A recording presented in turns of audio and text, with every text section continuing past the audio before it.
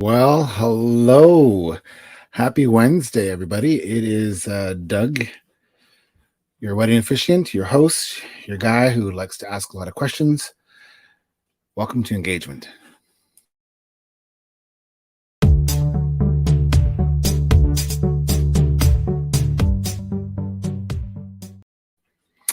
So I know a lot of you are used to seeing sort of the lighter side of Doug, the Doug that likes to, have a good laugh, have maybe a frosty beverage. You don't normally see the hard-hitting guy, the sensitive guy that wants to talk about, the more important things in life. Everything is important, of course. But we went into a series of talking about mental health, men's habits, health, and we've been having some fun. It's been relatively serious. All of that really to get to one of our more serious topics, which we're going to talk about today, which happens to do with mental health. So as luck would have it, in Chatham, Kent, we have a phenomenal person who has some great skill and great knowledge around mental health. So I reached out to our good friend here and asked Brian Knowler if he'd come on and talk about his new book and all the things that he knows about men's mental health. So let's let him in. How you doing? Good evening, Doug. How are you? I'm good. Welcome. Welcome to Engagement.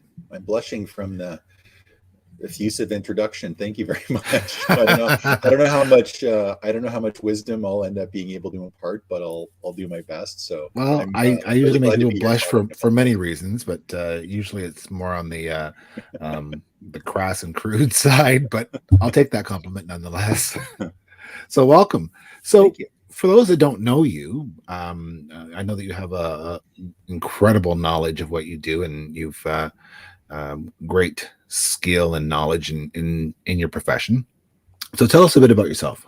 Sure.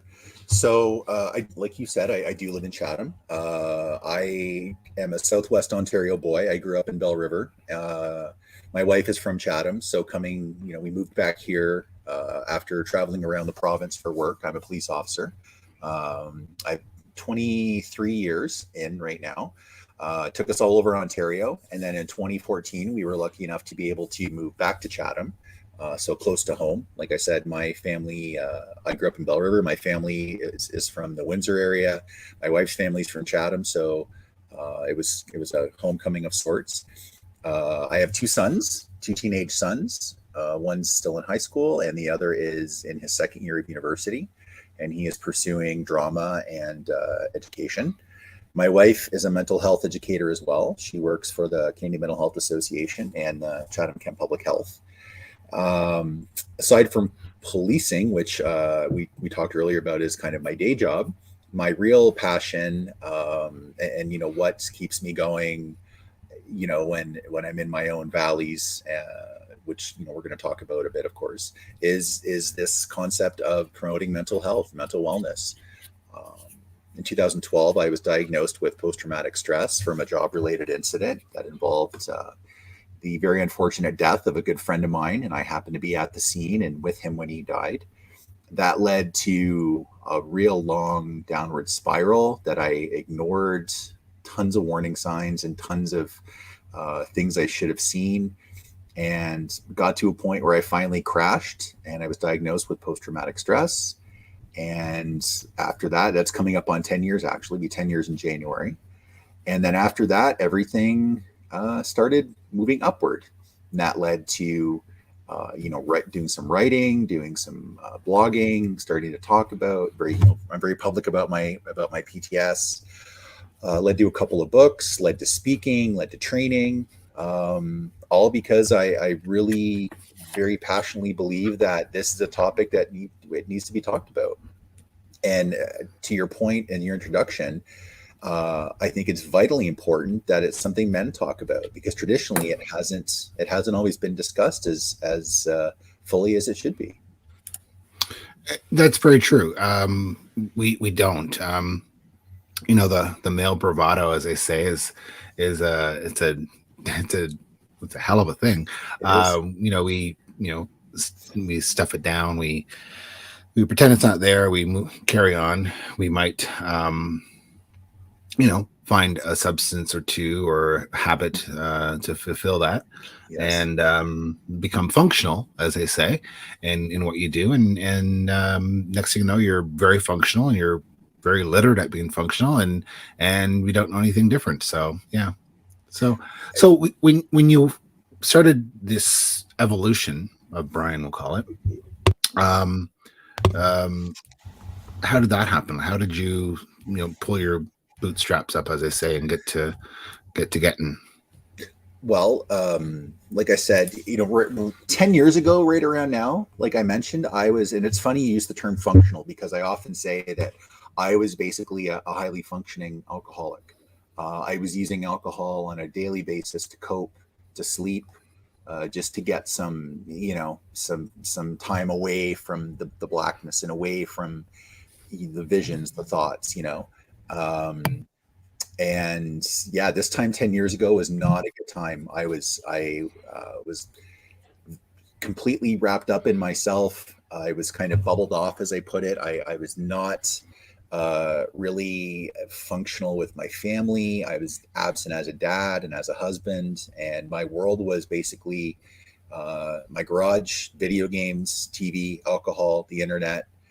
And finally, in January of 2012, one night, literally, it came to a crash, and my wife and I were having a very serious discussion about the state of our marriage, and that was it. That night was my water breaking over the dam, and I, for the first time, said, okay, something's wrong. I need help. This is what I'm living, this is what I'm feeling. And that led to finding a professional, finding a psychiatrist who I was compatible with, and who took about 5 minutes to say, "Oh, yeah, you have, chronic post-traumatic stress," because it's been, at that time it was about 8 years between the incident and finally seeking some help. Um, a couple of times I had contemplated suicide. It was really dark before I started to bounce back.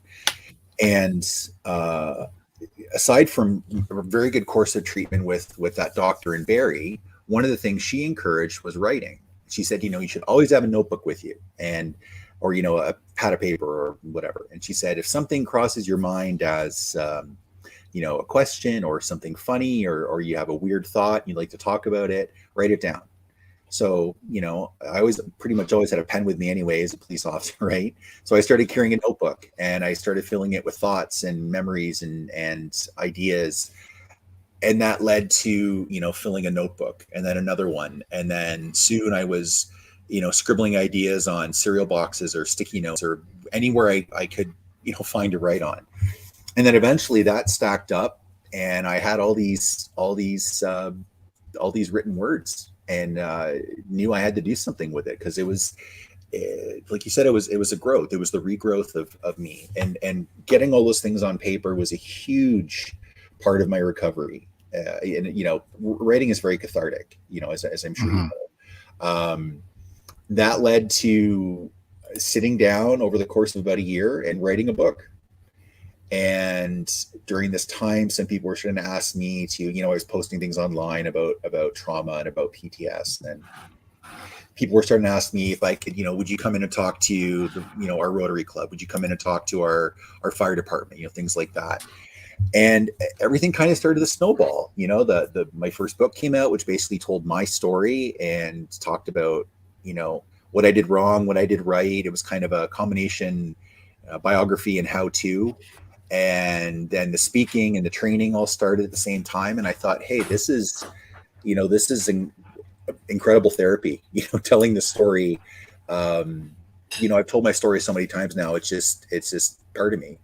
And just comes out. First time I ever told the story, I barely got through it, barely held myself together. And now I can, rattle it off without batting an eye. But it became both therapy and a way to educate people, and a way to, like I said, drag this topic out into the light at the same time. And I've never looked back, and I've never regretted, you know, opening that door and starting to tell um, what sometimes were very unsavory parts of my life. I was not a very good guy, and I readily admit that. Did you go back and sort of make your amends with those people that you weren't necessarily? I mean, that they say that's like the 12 steps, Yeah. program. Go back and first step one, go apologize for all the stupid things you did and how mean you were, and et cetera, like that. Did you go through all that as well, or just sort of move on? I as much as possible, I did. Unfortunately, there were some bridges that were so burnt, there was no rebuilding them. I started with my family, sat down with, I mean, there was lots of, my wife, Kathy, was my rock during this time. And there was a lot of rebuilding there to do as a husband and as a dad. When my kids were old enough, I actually sat down with them and started to talk about, what I went through, what caused this, asked, apologize for not being there during, this fairly large chunk of their young lives. And now that they're, like I said, a little older, we can talk about it on an even different level. So I like to think I've rebuilt that. But yeah, I burned some friendships. I burned some professional relationships that had to be rebuilt. And it's funny you asked that, because it was a huge part of it. A huge part was saying, listen, you know what? To be blunt, I was a huge asshole to you, and you deserved better. And I'm sorry. I hope we can work this out. It was very much like a 12-step program.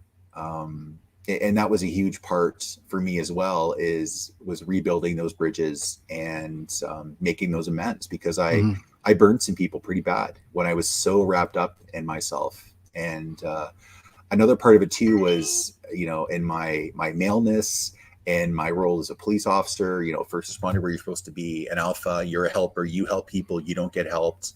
I ignored so many signs, and I, let my ego and my attitude get in the way. I thought I could, sort all these things out myself, and I couldn't. And until I said I need help, and I actually let people start helping me, I wasn't going to get anywhere. So it was sometimes a painful process, and sometimes I had to eat a lot of humble pie, but it was key to getting that part of Brian back, was rebuilding those things I had destroyed. Yeah. So I'm assuming that the book PSTD, this one here, that came out from, that was first, right? That was sort of your. Yes.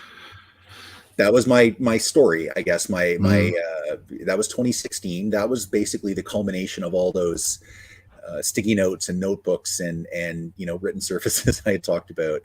And in that book, I told kind of about the night my friend died, what happened, and then basically all the way through up till that, told the story up to that night in 2012 when I had that crash, and then detailed what got me back on the road to recovery, what my journey of healing was.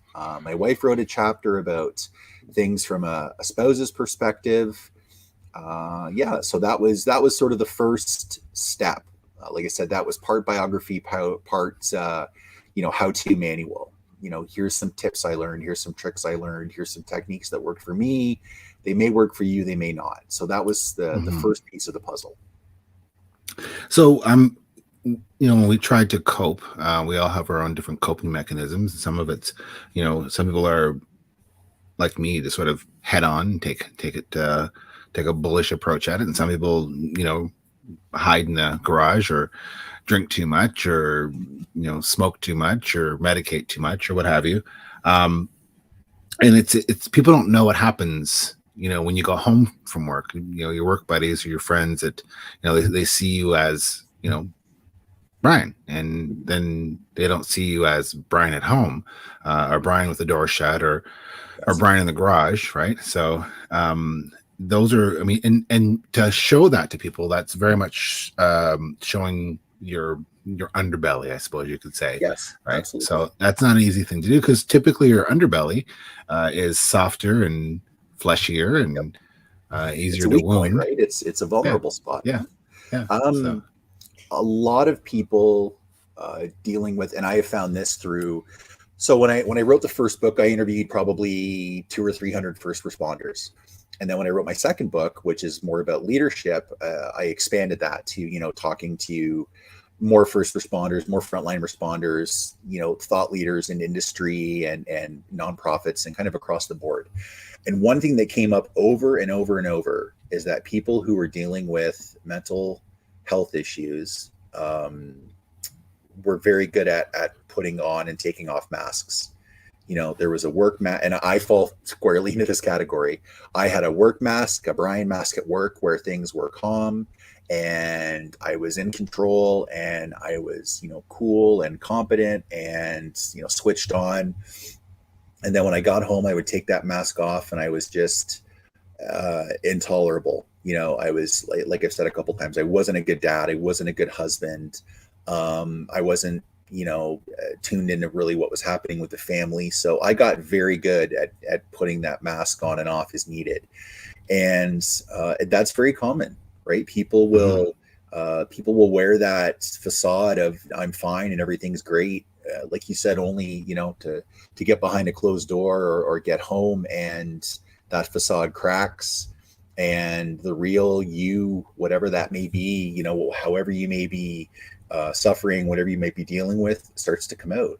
And usually who are the people who bear the brunt of that are your family and your closest friends, right? They're the ones around you. So they usually see first through the cracks in the armor. Mm-hmm.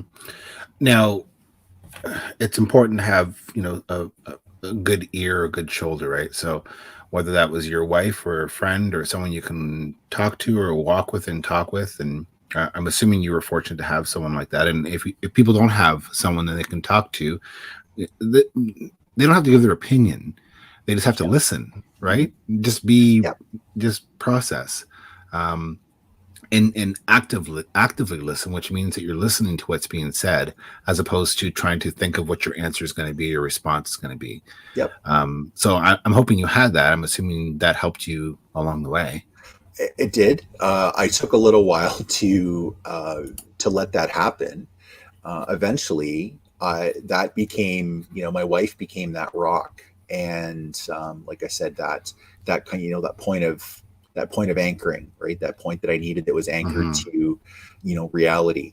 I didn't do that at first. The morning after my friend died, the morning after I was at that crash that started this whole, chain of dominoes rolling. I remember my wife asked me, like, what's wrong? You seem off. What's going on? And I just said something like, tough night. I don't really want to talk about it. So I had my chance within, Doug, within, 12 hours of this happening. And if I often think back and ponder, what if I had just taken that opportunity that she gave me to open up and say, look, I watched Mike die in my arms. I'm having a hard time processing this. What would have been different? And as it was, like I said, it took a long time for me. It was that night in 2012 I talked about, and it was the first time, and that was it was just over 7 years from the date of the crash of Mike's death to the date that I had my crash, so to speak, that I told her start to finish the whole story, right from that night all the way up to, stopping at the liquor store on the way home that night. And it was the first time I told anyone the whole story. And the first time I said, I need help.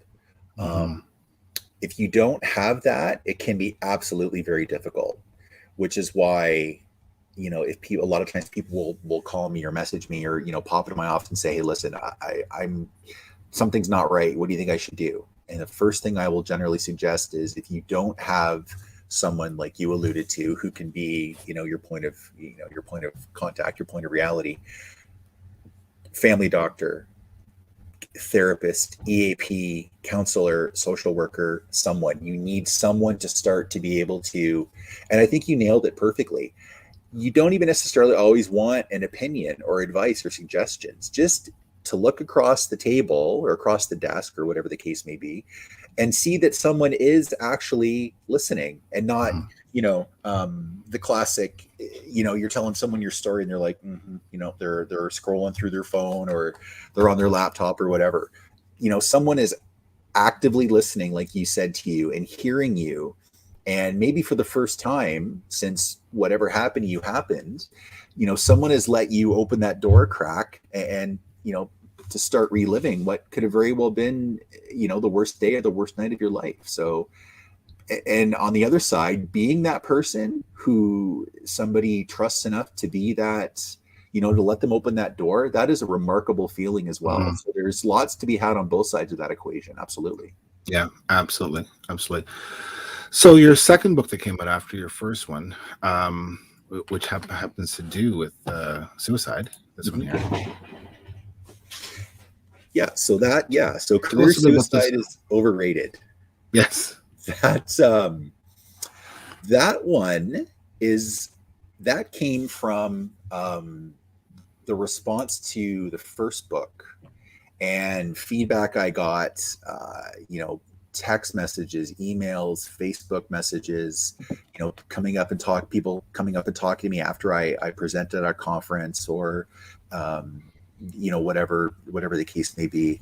And I started to hear some remarkable stories from people who had 30, 40-year careers on the front lines of whatever their profession was, and never dealt with their trauma, never dealt with their, these horrible things they saw when they shut their eyes at night. And I started hearing some, common threads. And one of them I heard over and over was, man, I'm lucky. I had some really awesome, bosses, said with affection. I had some really awesome bosses or some really awesome leaders in my life who did, like you said, who listened, who, put their hand out when I needed help, didn't just, kind of blow me off and say, well, okay, sorry, you're going through a tough time. Here's the EAP pamphlet, here's the 1-800 number. And, really pulled them through these tough patches. And I can look back and I can, nail 3 or 4 people during my, my trip up out of that black pit who did that for me. And if I didn't have them, my current surroundings would be very, very different. And that led me to lots of thinking. And like I said, interviewing people who I trusted in leadership roles in all different fields, and really seeing the impact that a good leader who cares and who is tuned into their team and who puts the health and wellness of their team first, the difference they can make. And the title actually comes from kind of a private joke between my wife and I. So the book is about 35 or 40 different sort of short chapters, each dealing with a different aspect of leadership. And one of them talks about, so back in 2000, there's a little bit of setup here. 2012, the Ombudsman's report came out about post-traumatic stress in Ontario policing. And the conclusion of the report was it wasn't being handled well. Officers weren't being dealt with adequately or appropriately when they were dealing with psychological injuries. And I happened to be in a position at the police detachment I was at the time. I happened to be in charge the week it came out, and we were asked to send this out to, send this link to the report out to our officers and ask them to read it and talk about it. Well, I went a step further and I said, this report came out, here's the link, but I want to share my story. So, to the 120 or so officers I worked with, who I was, overseeing, I shared my story, warts and all, the alcoholism, the suicide thoughts, the almost breaking down in my marriage. I told the whole story, and I promised myself if I didn't do it right, then I was, it was basically not the whole story. And I remember I hit send, and then I went, oh God, what did I do? And I started getting all these amazing responses from people saying, oh, I'm so glad to hear it's not just me. And, could I come talk to you tomorrow? And it just kind of rolled and rolled. And then about 2 weeks later, I was at a meeting with some very senior officers. And during a coffee break, a couple of them cornered me and said, that was a huge mistake. Brian, you're still fairly young in your career. You shouldn't have done that. You shouldn't peel those, the curtains back too much. And one of them said, yeah, man, you just committed career suicide. And then that came back to me, and I was searching around for a title, and Kathy said, well, why don't you build on the career suicide piece? So that's where the title came from, because I will never regret that act of so-called career suicide, because it opened so many doors, both personally and professionally, that I never ever would have been able to peek through if I hadn't had that moment of lunacy, as some people call. So speaking of crazy, it's a great transition to my next question. As you know, I mean, you'd have to be living under a rock to not know that we're in the middle of a pandemic. Um, I've said this many, many times in my career at work about how COVID has really exposed a lot of cracks. Those cracks have gotten bigger, and I know there's a great line in a song. I won't even try to butcher it, but about the cracks let in light, which is important as well. But COVID has exposed a lot of cracks, and some of those cracks have affected people in their mental health, wellness or unwellness. Do you see a lot of that? Do you deal with that as well in your day to day and your? So aside from the sort of the training aspect and presenting things like that, I also I do leadership coaching and mentoring as well. And absolutely, I have seen a huge jump. I've only really been sort of doing this kind of piece of leadership for about the last year, but even in that time, I've seen people very candidly say, listen, I don't know, I'm suffering. I know I'm not being the leader I should. I'm having trouble making decisions. I can't focus on what's happening at work because I'm worried about, my parents, my elderly parents who are in a nursing home, or my kids who are going to school. And I'm worried that, should I have kept them home for homeschooling? And then, you throw in all the political aspects of it, the vaccine aspects of it, the division aspects of it. COVID in general is absolutely impacting people's mental health. Back in July, StatsCan did a study. I'm not sure what the sample was. I'm sorry, I don't have that off the top of my head, but of the people surveyed, about 82% admitted very freely that their mental health and their state of mental well-being had deteriorated in the last year since the pandemic started. So that would have been July 2021 to July 2020. Mm-hmm. And now we're coming up on I think the first real mentions of this crazy flu that was starting in Asia were in December 2019. So we're coming up now on 2 years almost of living with this. Mm-hmm. And absolutely, it has impacted the way people feel. It's impacted the way people feel about their jobs, about each other, about society. Like I think you put it perfectly. A foundation of society that we thought, maybe was quite solid. In reality, there's some cracks. There's some cracks in that foundation. Now, like you said as well, though, cracks can also let in light, which can be a good thing. But what some people have told me, and I think the best way to put it is, they were surprised at how quickly things like civility and politeness and respect for other people, how quickly those slipped. Mm-hmm. Even online interaction, online and in-person interactions, right? Hey, you're not wearing a mask, so you're an asshole. Or, hey, why are you masking your kids? What you're a monster, right? So yeah, that's one thing a lot of people told me, is they were shocked at how quickly sometimes in leadership roles they had to become more like referees. Mm-hmm. Keeping the two different sides of their team separated, while trying to also keep in touch with them and make sure they were okay. So while you're doing that, worrying about your own team, you're taking on more stress and more anxiety yourself as a leader. So it's just kind of this vicious cycle that hopefully, touch some wood, will start receding shortly, because no person, no society can maintain such a heightened level of anxiety and fear for that long without some real severe repercussions. Yeah. Anxiety has been one of the biggest things I've heard from a lot of people. You know, if they've had any mental cracks in their past, they've sort of spackled over. Those cracks have submerged or come forward. But anxiety being a really big thing. One of my buddies,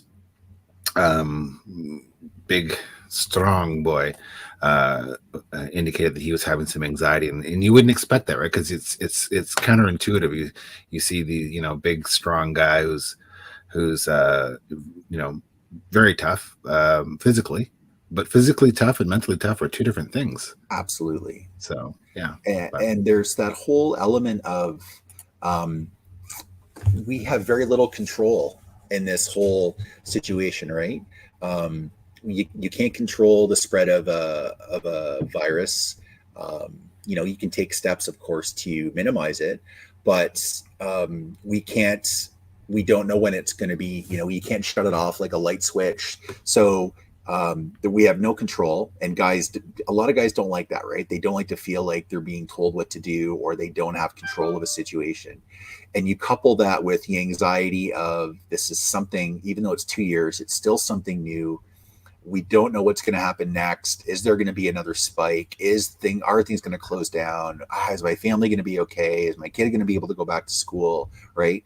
So there's all these things that have kind of been hitting. And yeah, I think you hit it perfectly. Physical power and physical strength, in this case, does not equate to mental strength. And sometimes that's, again, looking at specifically talking about guys, about men, that's very hard for some men to to collate. Is that, well, I'm a big tough guy, I shouldn't be afraid of this, I shouldn't be worried about this. But to think otherwise is foolish, right. And it's damaging, right? It's damaging to think that. Yeah. I mean, I'm 6'5", I'm about 275. I'm a big dude. I've been in my share of scraps on the job, and before, in my younger, wilder days when I was more of a bar goer. But to think that you're invulnerable to what's happening up here is unfortunately cost us way too many men's lives as it is, and we have to start to reconcile that as individuals who are concerned about the health and welfare of other dudes. Yeah. Well, I mean, you have to take care of yourself, right? So when everyone knows this, and everyone's heard this, so I'll just repeat it again. But when you take that flight on the plane, the stewardess tells you, flight attendant apparently is the proper phrase. They tell you to put your mask on first before you help others, because you can't help someone unless you're equipped to do so. So that's very important. Oh, you went upside down. Look at that. Sorry. Hang on. There we go. Sorry about that. All right. I have that effect on people. Yeah, you're right. You can't, and that's a really good example. Until you do take care of yourself, so in that scenario, put on your own mask so you can help those around you. Same thing, right? If you can't, if you're not taking care of yourself, there's lots of analogies, right? You can't drive a car in an empty tank of gas. You can't pour tea from an empty teapot. Whatever analogy you want to use. If you're not taking time and effort for self-care and to maintain yourself mentally, brain and body are inexorably connected, and you can't ideally have a healthy one without the other. So there's nothing wrong with taking those steps for yourself so you can be mentally healthy for the other people in your life who need you. Mm-hmm. Mm-hmm. Very true. So I don't think that our community is really any different from a lot of other communities, especially during this time. And I think in a lot of cities like ours, you drive around and you see maybe a few more homeless people that are on the street. You see people that are, not mentally well, maybe because of addictions or drugs. I don't know if that's up your alley or not, but do you want to tackle that? Sure.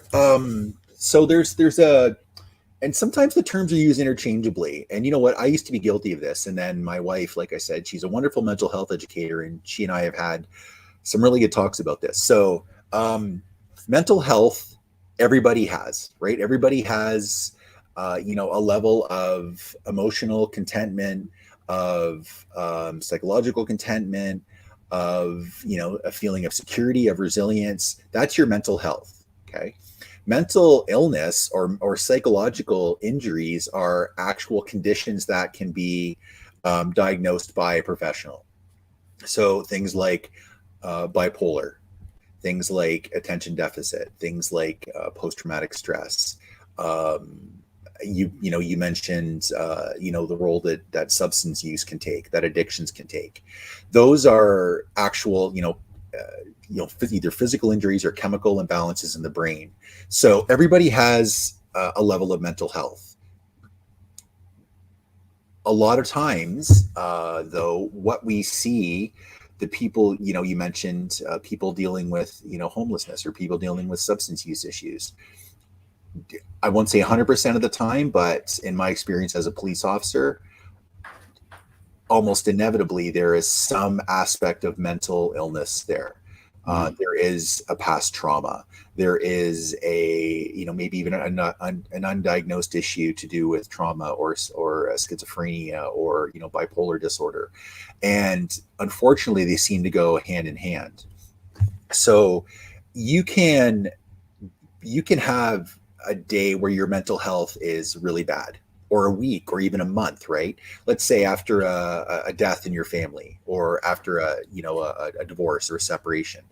You can go into times of depression, times of sadness, and still function, right? Because we do have built-in resilience, we do have built-in coping mechanisms, and eventually, you come back up out of that depression.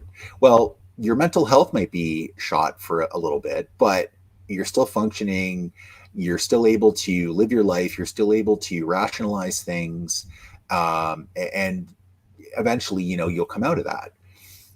When it starts to become a real life altering thing is when you are looking at long term, depression that turns into, say, thoughts of suicide, or depression that turns into alcohol and drugs to cope. And then you're starting to move into that area of mental illness, right? Or even trauma. So post-traumatic stress is exactly what it sounds like.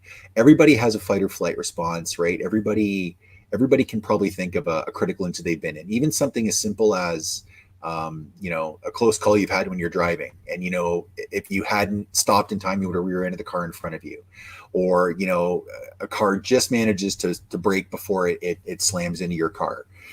Usually within 30 seconds to a minute, you have all those post-crisis reactions, right? Your heart rate goes up, your breathing increases, you have an adrenaline dump. That's normal. That's our fight or flight instinct that has kept us alive as humans for thousands of years.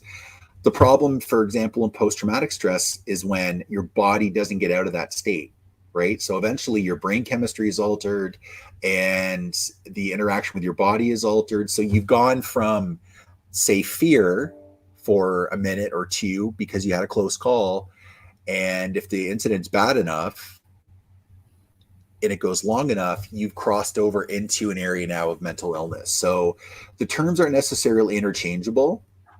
In fact, they're not interchangeable. Like I said, one is kind of a state of being, one is more of a clinical issue. But unfortunately, like I said, in my experience as a cop, usually people who are dealing with those issues that you mentioned, addictions, homelessness, there is some, and it's almost always trauma, to be really honest. There's almost always some kind of unresolved trauma that is the root cause of how that person's life has spiraled. And dealing with my own mental health issues and my own psychological injury, it totally changed the way that I started to view those things. I started to look at it as everybody has a story. Nobody sets out to not have a home. Nobody sets out to be addicted to fentanyl or meth or or end up having to trade sex for drugs or whatever, right? So that was a big moment for me too. Was getting off my high horse a little bit and going, hey, guy, there but for the grace of God, would be you. So yeah, I would say Chatham is probably maybe got a little bit more of its share, per population than other places that I've worked. But the nice thing is there's also some fantastic people and some fantastic organizations in Chatham who realize this is a problem and are trying to tackle it because, with the resources we have in the world, with the tools we have at our disposal in the world, that should be, in an ideal world that wouldn't be happening, but it bothers me, and it should bother people that it still happens as much as it does. So I don't know if you can answer this next question, but people say, that Doug's crazy, but he his aunt was crazy, so he's got to be crazy too. It's not always. There's genetics may or may not play into that. I don't know. What's your thought on that? Well, there actually is, and this, if you want to do, if you're a psychology geek at all, or psychiatry geek at all, there are some incredible reads out there online about ties between genetics and psychological injuries and mental illness. I haven't touched a ton on it. I've done some reading and some research for a few different presentations I've done. But absolutely there are ties between certain psychological conditions that are absolutely linked genetically.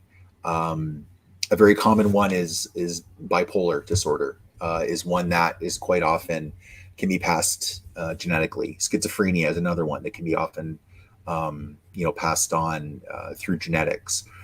There's another concept that it's called generational trauma. And this is very commonly comes up with issues around the Indigenous residential schools, right? Where just generation after generation after generation are dealing with the same issues, all caused by the root issue, back whenever their first family member was put into the residential school system. So that's not necessarily genetic, but it is absolutely a result of ongoing experiences that family members keep going through one generation after the other. So that's a little different than actual genetic mental illness, but absolutely there are family ties that can lead to conditions that people are going through. So and kind of a funny aside. So this has really taken off in the last couple of years with the prevalence of things like Ancestry.com.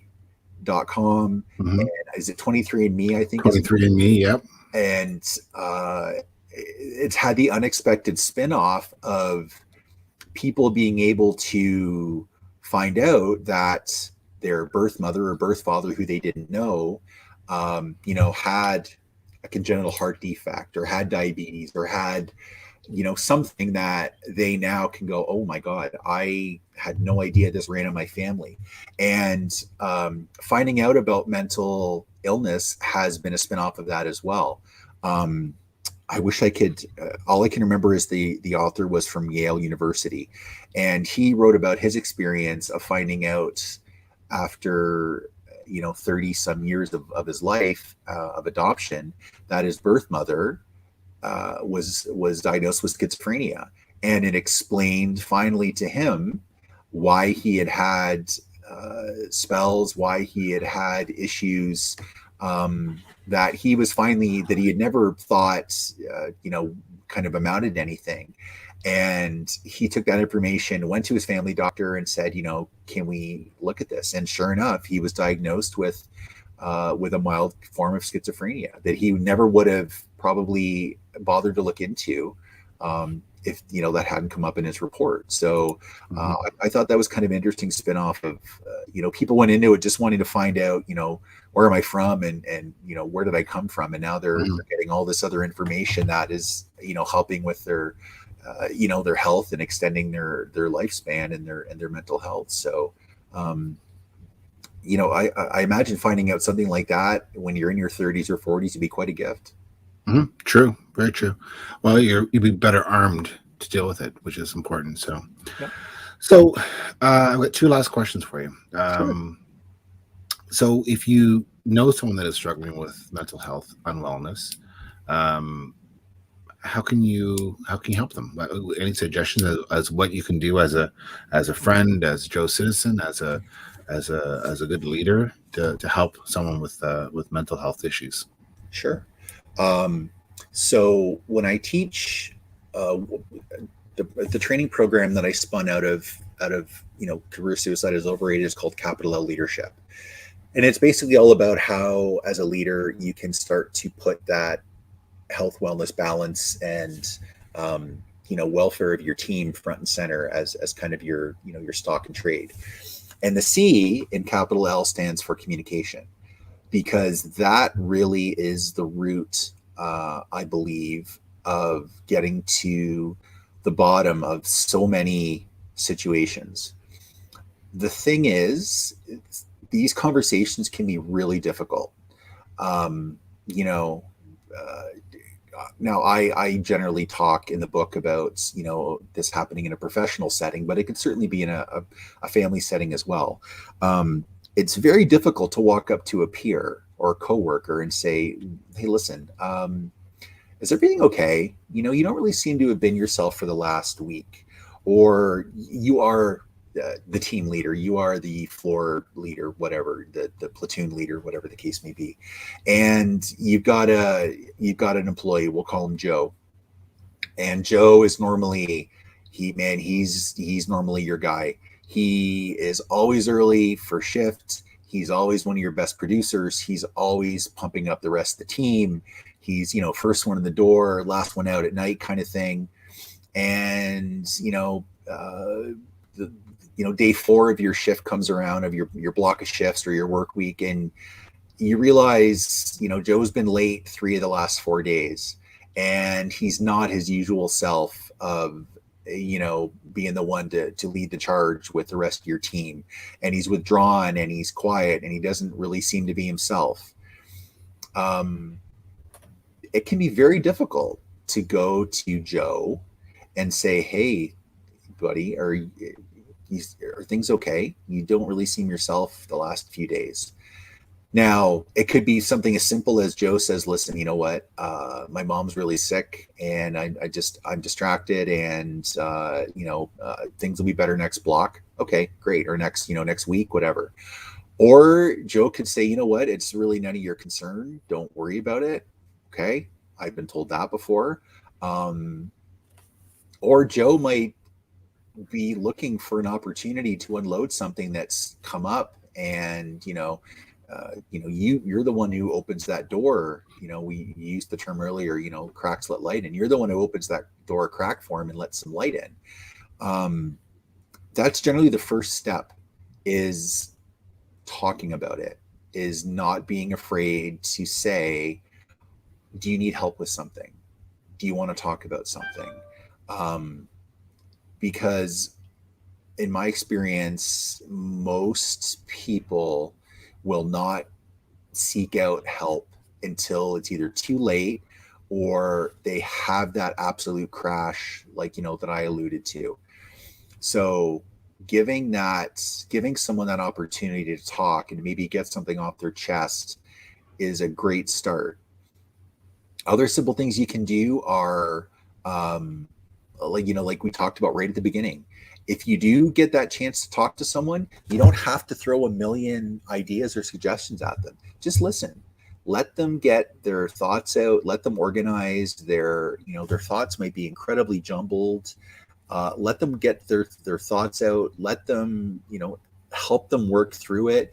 You don't have to necessarily solve their problem, but maybe you can point them in the right direction. Maybe that's formal help, like getting them connected with your employee assistance plan, or suggesting a doctor or a therapist or a clergy member, or whatever, who has helped other people. Or maybe it's as simple as they needed that informal 5, 10, 20 minute talk with you, and now they're squared away. I'd say that's the first real way to break through, is to start the dialogue. It Yep. can be really hard because I shouldn't say a lot. Some people will very much take it as, you're attacking me. I don't want to talk about this. It's a personal issue. I've been told to go F myself. I've been told this is none of your effing business. As long as I come into work and do my job, it's none of your concern. Okay. But I made the effort. I made the attempt, and I can go home at the end of the day feeling like I did everything I could, and, left that door open. For some people, it's easier than others to be the one to make that approach. For some people, it takes some practice. Mm-hmm. And it's a real, Doug, it's a real combination of like an art and a science and a dance. And but once you get good at it, and once you get comfortable talking about these things, it just happens. And the people who I've seen are really good at it, like really good peer supporters, really good therapists, can get someone talking before they even know that they've started doing it. Yep. I think sometimes too, if you can carve out that space for that person or people, and they talk about it, sometimes when they articulate it and they bring it out of their mouth, they can help to sort it out themselves. That's why you see people in cars driving along talking to themselves all the time. They're sorting shit out. Yep. So. Or, like I said, for me, writing and, sort of journaling was really therapeutic. And sometimes that's all I would do, is just sit, at night, say when my kids were going to, like, this is when I was first starting to really sort through this. I would sit in my office, and, my kids would be in bed, I'd be quiet. And sometimes I would make myself flowcharts or diagrams or, arrows and boxes, and just trying to figure out, where am I going? Where did this come from? And I would, I would do that talk. I had, at the time, I had about an hour and 10-minute drive to and from work. So and it was mostly through very pleasant, kind of back roads, countryside. And I would take that opportunity to talk things out, to, argue with myself, to, sometimes I would, have my, I'd start the voice recorder on my phone, BlackBerry back then, and I would record myself talking, listen to it later, and go, okay. And a lot of that ended up being in the first book. So you're right, creating a place for someone where they can just sort through things. Even if you sometimes you don't even have to say anything, they just need to get some things out. And if you give them that space, literally maybe that closed door, when it's just you and them, and you're not going to be interrupted, it can do a world of good. It can be an incredible opportunity, again, to kind of open that door for them a little bit. Absolutely. So before I plug the book one more last time to tell everyone about the book and where they can get it, I have a question that is not on your question card that you received. Sure. How old were you when you had this breakdown? This okay. Something, so the wheels came off the bus. Okay, so when my buddy Mike died, the actual incident was 2004. So I was 32. Mm-hmm. And then when the kind of the crash happened was 2012, and I was 39. I turned 40 that year. Okay. So I was about 40 when during the really bad patch I talked about, when I was drinking, and 10 years ago, right now, I was 39. So I was 39, 40 when this was all really coming crashing down around me. Okay. So if you could speak to your 39-year-old self, what would you tell your 39-year-old self? I would tell my 39-year-old self to stop being so stubborn, stop letting your ego get in the way, stop keeping secrets, let people in. Your job is not your world, right? There's more to life than your job and your title and your rank. You're only going to get so much time with your kids. You are pushing away the people that love you. Oh God, I could go on. Put the bottle down. Give your head a shake, look in the mirror and think what you're really doing. I always say I would not, the Brian, the 30, I would not hang out with a 39-year-old Brian. No. I hate the guy I was then. I look back and sometimes I honestly physically feel ill at that guy and how wrapped up I was in myself and how wrapped up I was in my ego. And I thought I was untouchable. I thought I had it. I thought I knew what I was. I thought everybody else was an asshole and I'm the only one who had things figured out. Yeah. I would not hang out with that version of myself. It's cool. And it took a while to get there. But all journeys do. Yeah. And I got back, I got back from that, the Brian I was before all that happened. And I guess that's maybe one thing I'd like to leave people with is a mental health challenge or a mental health issue doesn't have to be the end of anything. It doesn't mean you're not good at your job. It doesn't mean you're not a good parent or spouse or partner or son or brother, sister, whatever, right? It doesn't have to be the end of anything. Like I said, everybody has mental health. Nobody's mental health, line is flat, right? There's peaks and there's valleys depending on what's happening in your life. Mental health is a continuum back and forth. It's not a solid line. And just because you're having these bumps, even if you do get down to the depths of, dealing with an issue like depression or bipolar or schizophrenia or trauma, it doesn't have to be the end of anything. If you let it be the end, absolutely it can. Because I'll be honest, there was a couple of times when I was ready to take my life. I could not see any way out of the blackness. I couldn't see any way out of this pit. And the only thing I could ponder doing was killing myself. I got past it. It took a lot of time. Like you said, most journeys do. But eventually I got to the point where I realized that it doesn't have to be the end of anything. And I've seen far too many, brothers and sisters in the world of emergency response who didn't come back from that. And I feel like since I did, I owe it to, their memories and the memories of so many other people who haven't been able to speak out or haven't been able to have a voice to talk about these things. And again, I just to kind of tie back to your theme, guys are the worst. We really are. We really feel like we need to bottle everything up and, carry the weight of the world, and you don't have to. Guys, talk to your brothers, talk to your spouse, talk to someone you trust. It's okay. It doesn't mean you're a pussy. It doesn't mean you're weak. It doesn't mean you're not a man. It means if you are breaking down and those cracks are starting, it means you've been strong for too long and it's time to put your hand out and let someone else pull you along for a bit. Well said. Well said.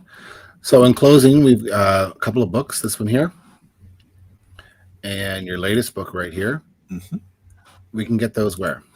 Both on Amazon. Amazon's probably quickest and easiest. Ship right to your door. It's all good. Also, the bigger book chains and this. So, here in Canada, it's Indigo or Kohl's. In the States, if anyone's down in the States, it's, Barnes and Noble. Or if there's a certain, bookstore you love, a little private bookstore you love, you can go in and ask for it and they can have it shipped in. And if you happen to be in Chatham and you would like a copy, I have copies here at my residence. And if you shoot me a message or find me, I'm happy to get one to you. Perfect. Well, it's always a delight to talk to you. It's certainly more heady conversation than I normally have. But I went into the season 3, wanting to talk about some things a little more, needy, I suppose. So I'll have to come thank back and we'll have to have one of those talks you were talking about, you know, junk food or Christmas treats or yes. favorite booze or something. Coming Something up soon. a Yeah. little later.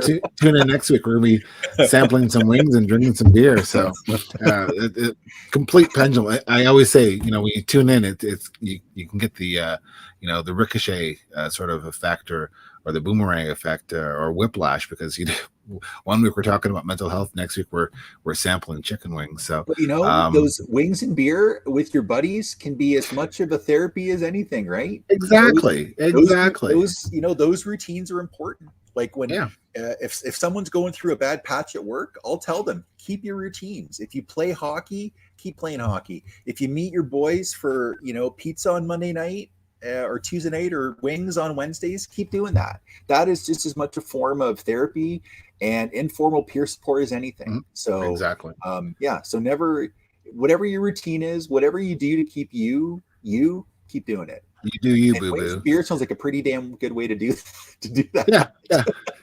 Unless it becomes a problem. Yes. Yeah, if you're going in every night, then it's a concern. Yes. Yeah, it's a concern. So thank you very much for coming on. Thank you. For everyone for tuning in. If you're watching us on a replay on YouTube, make sure you subscribe or like or follow us. And we'll see you back here next week. Great talking to you all.